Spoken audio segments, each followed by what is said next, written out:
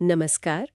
आज हम एक बहुत ही मशहूर किताब पाउलो कोएल्हो की द एल्केमिस्ट पर आई एक समीक्षा पर बात करने वाले हैं। ये किताब 1988 में आई थी और अपनी प्रेरणादायक कहानी के लिए काफ़ी जानी जाती है। हाँ, बिल्कुल। दुनिया भर में पढ़ी जाती है किताब। जी, कहानी है सैंटियागो नाम के एक नौजवान चरवाहे की। वो एक सपना देखता है मिस्र के पिरामिडों के पास छिपे खजाने का, और फिर वो निकल पड़ता है उस खजाने की तलाश में।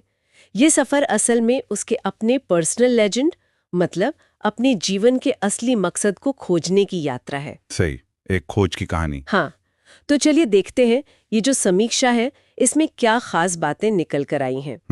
देखिए, समीक्षा सबसे पहले तो इस किताब के प्रेरणादायक संदेश पर बहुत जोर देती है।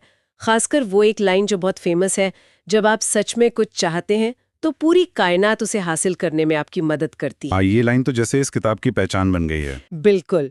समीक्षा कहती है कि यही वो सोच है जो पढ़ने वालों को मतलब गहराई तक छू जाती है, उन्हें हिम्मत देती है।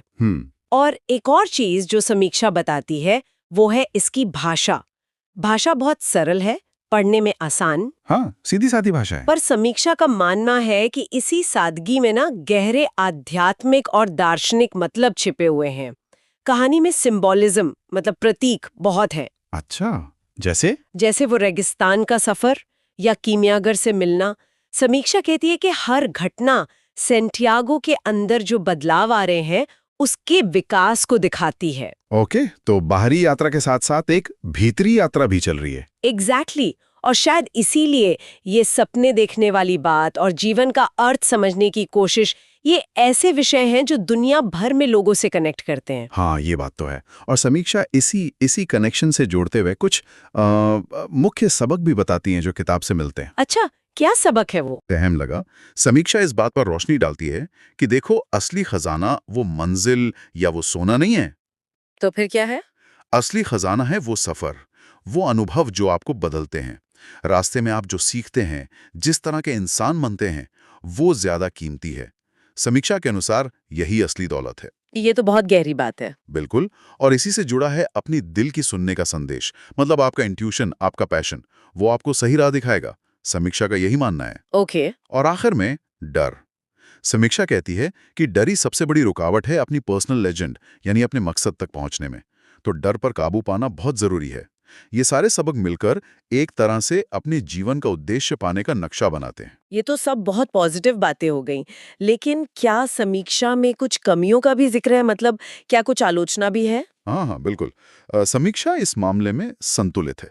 वो बताती है कि कुछ पढ़ने वालों को ऐसा भी लगा है कि किताब का जो मैसेज है वो थोड़ा थोड़ा दोहराया सा गया है। अच्छा, रिपीटेटिव लगा कुछ लोगों को। हाँ। या फिर शायद थोड़ा ज्यादा ही सरल है, मतलब बहुत सिंपलिस्टिक।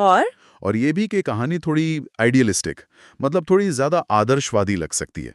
असल जिंदगी की जो मुश्किलें हैं वो हमेशा इतनी आसानी से तो हल नहीं होती है ना। सही बात है, असल जिंदगी में कायनात हमेशा मदद नहीं करती। हाँ हाँ।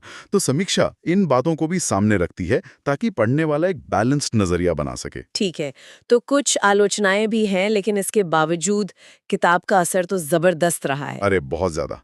समीक्षा बताती है कि 80 से ज्यादा भाषाओं में इसका अनुवाद हुआ है। आप सोचिए। कमाल है। और यह सिर्फ आम लोगों में ही नहीं, बल्कि जानी मानी हस्तियों, नेताओं, सब में पॉपुलर है, दुनिया भर में। समीक्षा ये भी बताती है कि इसे अक्सर स्कूलों की रीडिंग लिस्ट में या फिर सेल्फ हेल्प सेक्शन में भी रखा जाता है।